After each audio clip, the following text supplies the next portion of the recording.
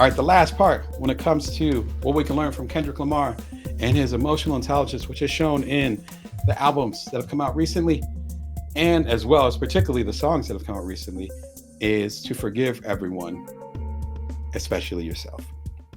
Bears repeating. You have to forgive everyone, especially yourself. That doesn't mean that you have to like what people did or how people did things. As you're able to do that with other people, then it makes it easier for you to accept how you did things or what you did. And then ends becoming what they call a virtuous cycle.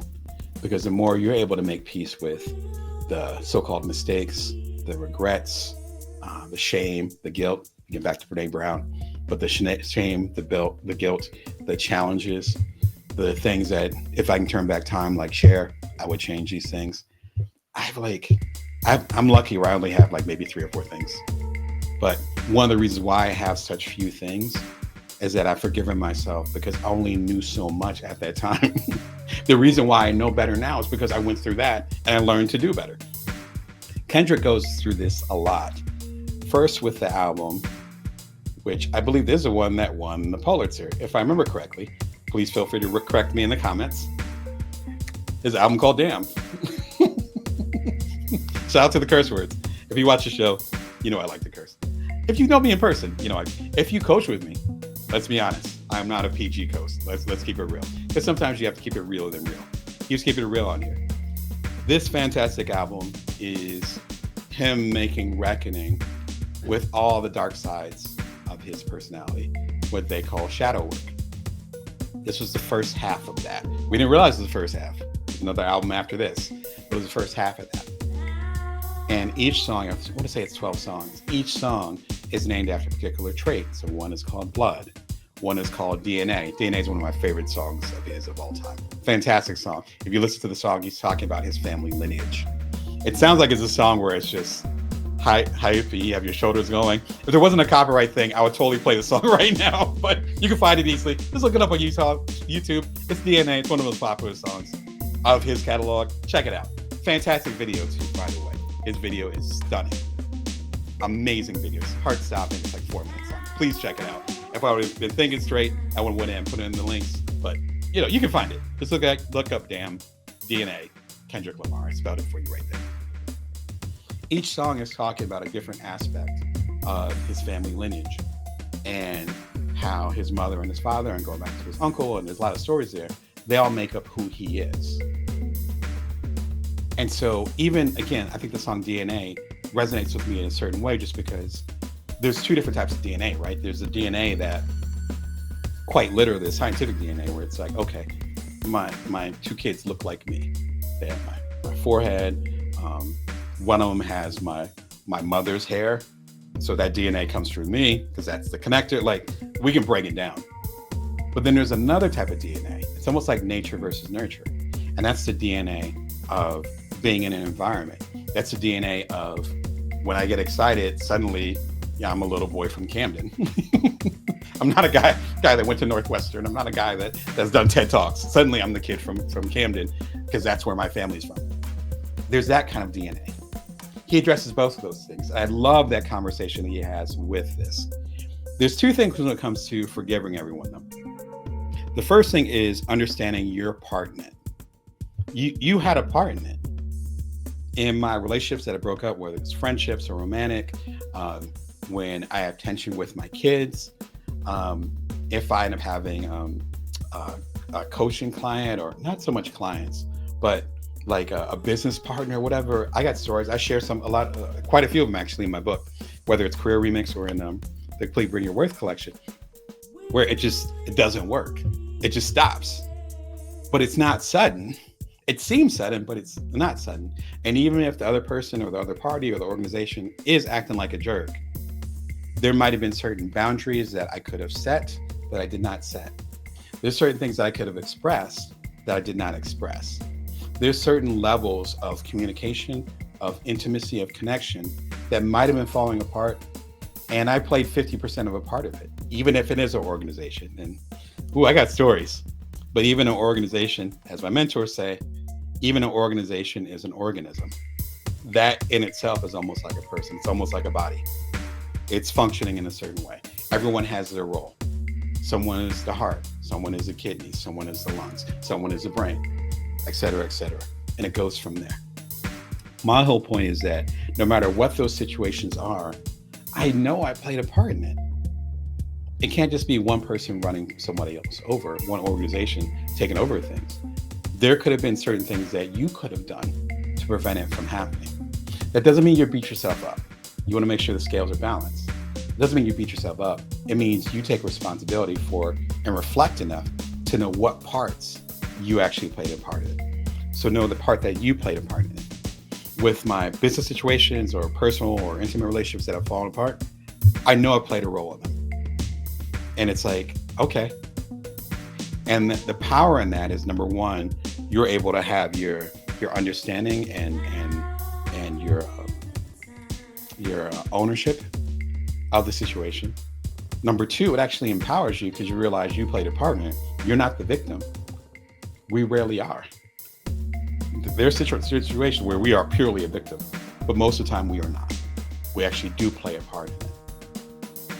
And number three, we're able to balance it out so that the next time we're in a similar situation, we know perhaps the negative or not so wise decisions we made when it didn't work out the first time. But without that reflection, we don't really own what that is. And then the second part, which is actually a big part of the Bring Your Worst show, is ideally passing on that insight to other people. Kendrick in Damn is able to talk about these really intense topics. And particularly with the last album I'm about to bring up, he's able to talk about these intense topics because he's actually done the processing himself. Otherwise, he wouldn't be able to address things. And with the drama and controversy that's happened with him against other rappers over the last week or two, so many things that he said, and Making Media Matters talks about this again in their video. The link is below if you missed it at the top of the show. Is that he wouldn't be able to have these mature level conversations about other people's roles, about how other people are showing up, about how the greater whole shows up if he didn't do that inner work himself. If you don't do the inner work, then how are you going to be objective enough to talk about anything or anyone else? The secret is you can't. The danger in that is that you might feel like you're being objective, but it could be that stuff from the past that you're not dealing with. It could be the survivor's guilt. Going back to number two, it could be the survivor's guilt that's really talking, but not really your sense. It could be you not forgiving yourself or other people, and you carry that burden, that weight. When you don't forgive somebody or something, you're the one that's carrying the weight, not the other person. We got it twisted. When you forgive something or someone, you're letting yourself off the hook. I've had some rough stuff done to me, straight up. So I'm not speaking, again, I've been through some of this, so I'm not speaking from some abstract thing. It's like, no, you see the gray hairs, I've been through enough stuff. And forgiving someone or something, if you're capable of doing it, at least to a certain extent, or to look at it like a spectrum, you're going to forgive them 60%, but you can't forgive whatever you can do, you're actually letting yourself of that, letting go of that burden yourself. That albatross for you is getting off your neck, not for them. And there's been so many beautiful stories where people have said sorry to me. I've heard other people say sorry to other people. Months, years, sometimes decades. I wish I was making this up. Decades after some trifling stuff happened. And going back to my East Coast roots, after some trifling stuff happened. But by that point, that person that was given the apology had already forgave them ages before. Imagine them holding that weight for months, years, decades of, I hate this person. This person did this to me. I'm going to carry this. I'm not going to let them forget it. Who's carrying that? You are. One of the most powerful things I ever heard from a therapist, I said, that person owes me an apology. And the therapist said, what if they never give it to you?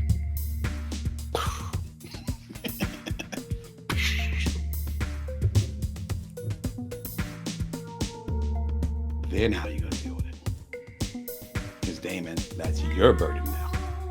That part's your burden. They might feel whatever guilt, shame, happy, glad, sad, as we used to say, whatever Brene Brown word of the week you want to use in there. They're probably feeling that. But that has nothing to do with you. That's their journey. Your journey is, are you going to forgive them or not? And thank God I did. I'm not even going to tell the end of the story because they could have said sorry. They could have not said sorry. Kind of didn't matter because I had already forgiven them. Powerful stuff. And that's insight. I didn't plan on going there, but that's where we're at. That's insight that you can pass on to others, ideally, when you're able to do some of that deeper work. And deep work he did do, man. His last album came out about a year ago. Double album, Mr. Morale and the Big Steppers. It might not make much sense to you once you listen to the double album. You'll get it. All the links are below if you want to check out his work. Please support his work. It's fantastic. That's one of the reasons why I want to highlight him in this episode. Deep. Now, Damn, I believe, like I said, was the one that won the Pulitzer Prize. This came after that, and it's like Damn to the next level. Again, I said it's a double album, so like twice as much content, twice as much music. And he's talking about sexual abuse in the family. He's talking about how he deals with racism, not towards him, against others, right? So everyone's talking about, oh, people are racist against me. No, he's talking outside. Deep stuff, heavy stuff. He's talking about his marriage and some deep stuff to the point where I had to pause the music for a second and be like, whoa. Again, I'm married. I was like, oh, homie, wow, we're talking about that? That's what we're talking about? Is that where we're going?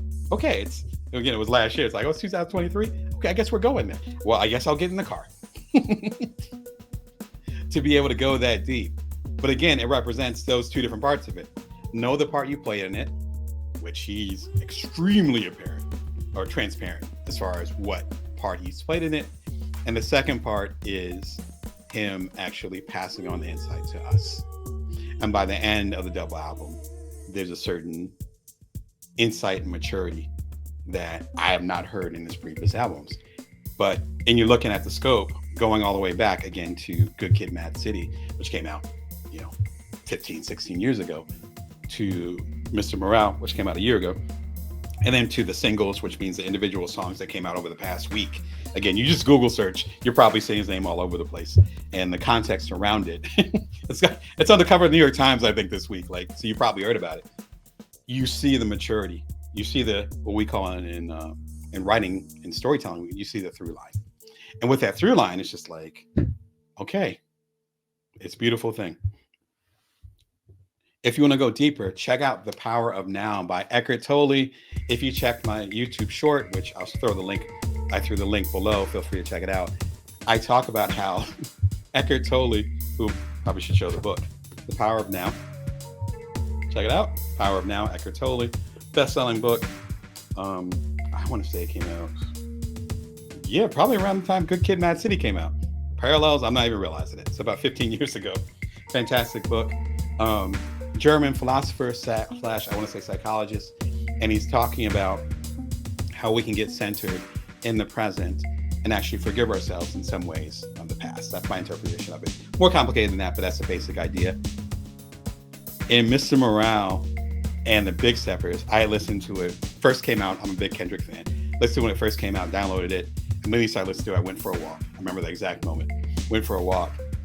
And then it's in the second album, and I'm walking around again my neighborhood in Vegas, and I hear this voice came on, and I'm like, "Who's this guy with the German?" I swear, it's like talking to myself. Who's this guy with the German accent?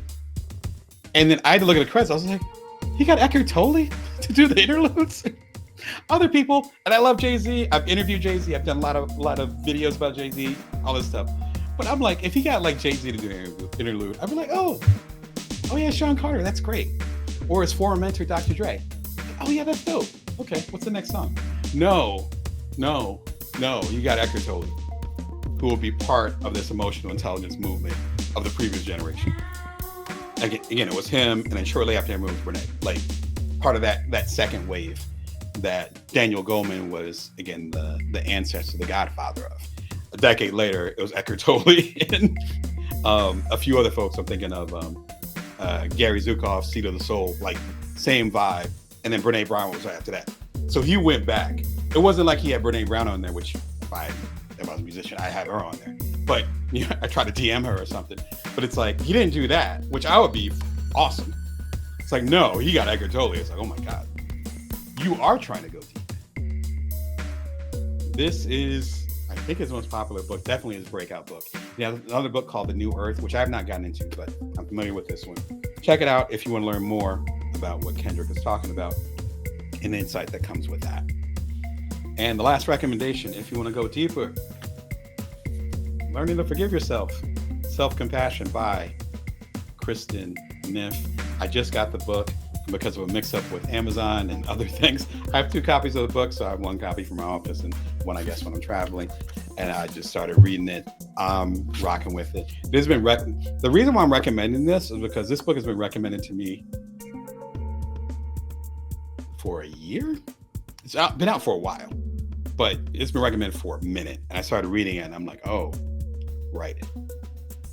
And Self-Compassion, shout out to Pema Chodron. If you've watched the recent videos, you know who she is, the awesome monk that I'm a big fan of.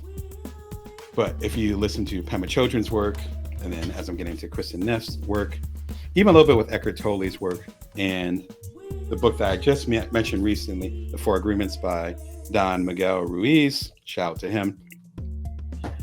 All these books have a similar, make sure my pile of books doesn't fall. All these books have a similar energy. All this shit starts with you. It doesn't start with your partner. It doesn't start with your family. It doesn't start with your kids. It doesn't start with your job. It doesn't start with your money. All this starts with you. Therefore, if you want to be in a better place, if you want to be a better person, if you want to show up better, then you have to start with you. It didn't begin with you. Or more like, it did begin with you. And there was something that happened. There's some process, something along the way that maybe somebody did to you, maybe something that was in your environment, shout out to Kendrick, and it got internalized. It reminds me of that experiment that people often talk about, where there could be twins, almost literally the same DNA, same height, same features, identical twins. And they could go through something. And one twin takes this lesson from it, and the other twin takes another lesson from it. Same experience. Again, my family's from the hood. And there's so many amazing things that they're doing and so many things that I'm proud of that they've done. So my other folks from that same block, from that same neighborhood, people that I see when I go back home, people that they see when they come back home. And they could be stuck, or they could be literally talking about something that happened in high school. And they're my parents, so they're a lot older than me. I'm talking about 50 years ago. It depends on what lessons you take away from it. So that's all these different discussions that we've had in the lives, including today. One of the things I love about Kendrick's work is that idea of self-ownership. He's never said the streets did this to me. He never said this family member did this to me, and that's why I'm alcoholic. That's why I'm on the streets. That's why I abuse people. That's why I'm showing up like this. It was always like, this is a family pattern. This is a pattern of my community. This is a pattern of us. Get double entendre. Shout out to you. But yeah, you're not like us. We have our own thing over here. And with us having our own thing, then there's certain things that are unique that need to be processed. But that's our responsibility, not yours, not the environment's, not other cultures, not other people's. That's our responsibility. As soon as we take ownership like that, then we'll be able to go ahead and get to these higher levels. But you got to go back and almost unprocess those things that you've internalized. For him, that began all the way back with Good Kid, Mad City. I'll throw the links up here. and him beginning to recognize, getting just objective enough to see some of the toxicity in his environment. To Pimp a Butterfly, which has to do with survivor's guilt, which I think he literally uses that term in the album, dealing with survivor's guilt and realizing he can't save everybody, but his job is to be a symbol for his community and support the ones that actually do want to move forward, because not everybody does. Then with Damn, and accepting those things that are part of his DNA, part of his family culture, and realizing that he's going to take that with him no matter how many Grammys and Pulitzers he gets. And lastly, Mr. Morale and the Big Steppers, where he's basically saying, look, I'm almost like Mr. Jekyll and Mr. Hyde. And there's so much negativity and so much growth I still need to do. Let's go through this together. Because by me creating this art, I'm actually healing generational trauma. There are things I'm addressing on this double album that my family does not talk about. And chances are, since you're similar to my community, you're probably not talking about it either. So I'm gonna risk my audience, I'm gonna risk my manhood, I'm gonna risk my ego, just so we can go on this journey together. And at the end of the journey, it'll be an unclogging. And from that unclogging, we'll all be able to grow as a culture. What more do you want from art? What more do you want from art? Hopefully I was able to break it down well for y'all as far as the insights that come from this great 4-album cycle, as they used to say. Shout out to the Baroque period, but this 4-album cycle and all the things that it represents and how much he's grown. I'm actually excited to see what's next for him career-wise, because I can identify with some of the stuff that he's talking about, and seeing his maturity with emotional intelligence. I'm personally invested. I want to see what happens next. If you happen to miss it, I did a super short. I make shorts. Sound like a Nair commercial. And I think it came out on Sunday when a lot of the drama was happening. Again, just do a Google search. I'm not even going to get into it. but why Kendrick Lamar already won. And it talks a lot, very briefly, 45 seconds, about a lot of the concepts that we covered today. In fact, this as well as shout to Making Media Matter, the popularity of this 45-second short, as well as the conversation with Make Media Matters, that made me think maybe we should have a conversation about it today. Because there are so many emotional intelligence lessons. Again, to take it from the top, there are no new chapters. Embrace your new role and forgive everyone, especially yourself. You can tell that Kendrick's done the work. And it's lovely, particularly as a fellow, I'm not young anymore, but as a fellow Black man. And there's so many things within our culture and within, like I said, underrepresented cultures, you might be able to identify with this, some of the issues that we have. And for him to be considered part of the top 3 rappers right now and to address those things, frankly, he doesn't have to. That's what art does. Again, I talked about the newsletter at joindamon.me this morning. Art is a mirror. And to me, good art isn't about how much it sells, how many people like it, how popular the artist is. No, for me, good art is a mirror, a reflection of that soft underbelly, that dark side. Doesn't mean evil, just the dark side, the unknown side that we often hide. And artists are able to stand up and say, let me use my creativity to show my soft side, my underbelly, my dark corner of my psyche. And then in my art, you'll be able to see those things that you've traditionally been uncomfortable with. Let me be a vessel, not only for myself and to save myself, to understand myself, but also be a vessel for you through the art. So while you enjoy the art, you also have the positive of actually seeing a part of yourself that might have been hidden or scared you before. If that's not what art is, I don't want it.